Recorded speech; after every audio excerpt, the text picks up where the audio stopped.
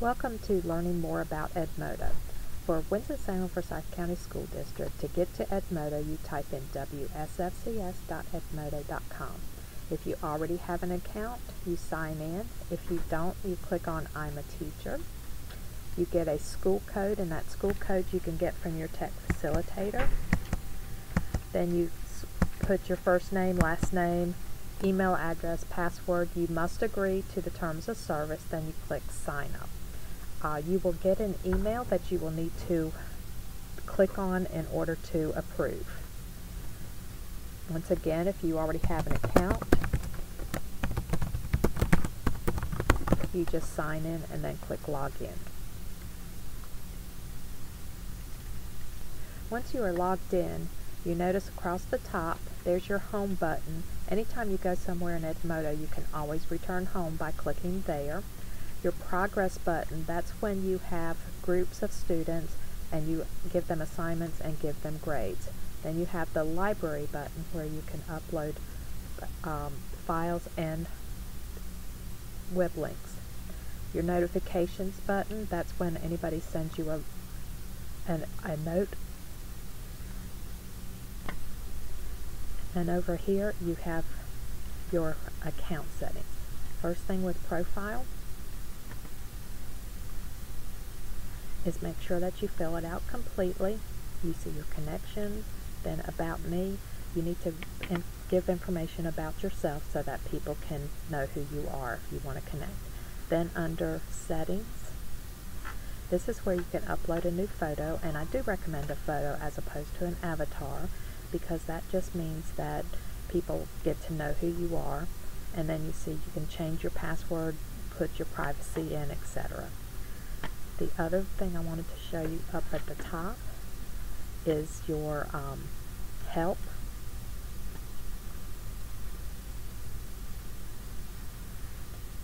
Edmodo has a really fine help center. You can click on what's new and see what's new, join a new user group, create a group.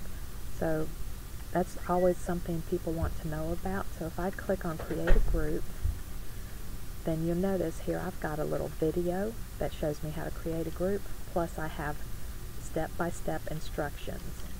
So I do highly recommend the help section in Edmodo because they can answer just about any question you might have. You click back to Edmodo to go back to Edmodo where you were at. Then you notice over here under groups, this is all the groups that you are a member of, and sometimes you might only have a few groups, but if you click on show all, then more groups will come up. And if you notice over here on the side, I have some stars that are filled in and some are not. If I no longer wanted that in my group over here, I could deselect it by clicking on it and it would no longer show over here. So that's how you can get other things to show. I'm going to click on my home button to get back. Then if you notice down further, communities, there's a bunch of different communities that you can be a member of. And so one of the things that I really like about these communities is that if you join your subject area, then you can really connect with a lot of people, and if you had a question or if you were looking for a good project or somebody to collaborate with, then you could always post it in those support communities. So right up here at the top, if you click on Discover New Communities,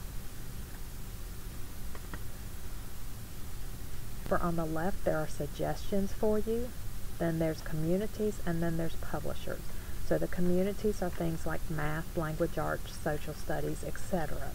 The publishers are more along the lines of things like Common Sense Media, Third World Farmer Team. And these are all free. They're really interesting things, so I encourage you to look at those. And all you have to do is just click on the green button follow, and then you'll be following them. I'm going to click back on the home button. Your main page here just has the latest posts, and it'll have from all of the communities that you're a member of. Notice that note is always highlighted, that's where you can just go ahead and type your note.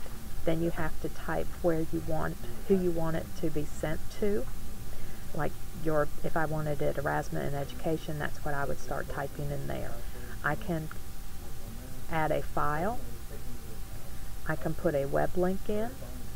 I can add a library item, and I can schedule that message. For the alert, that's where I have something important I want the students to read, like, hey, tomorrow we're having a test, don't forget. And it'll show up here, but it'll be bolded so that the students know it's an alert. I am limited to 140 characters. I can upload assignments and create a due date. I can create quiz, and I can create a poll. So I hope you enjoyed learning how to get started with Edmodo.